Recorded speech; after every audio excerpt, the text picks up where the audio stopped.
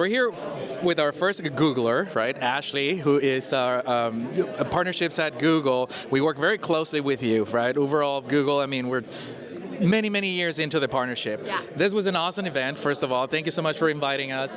And why don't you share a little bit, what is your key takeaways from today for all our restaurant chains and brands watching? What is your key takeaway from today?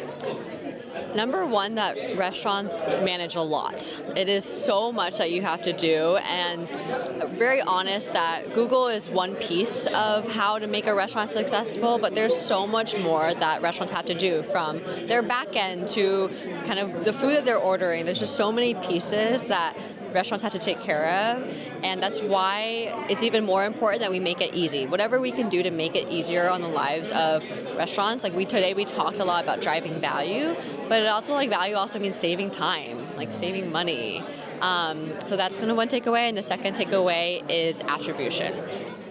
You're doing all these things to create demand gen, organic things, social, paid marketing, but what is actually working at the end of the day, what's actually driving your revenue, that's really hard to measure. And as much as we can improve that, we're committed to that. And it's funny because the summit was probably closer to 6 hours. I want to say out of those 6 hours, 3 hours was attribution, yes. Right?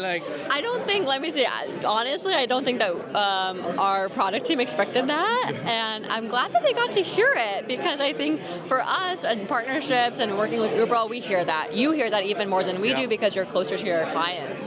And that's why moments like this are so important, to bring everyone together and have not only the end customer represented, but also people working with them like Uberall, and then the platform that they're going on like Google.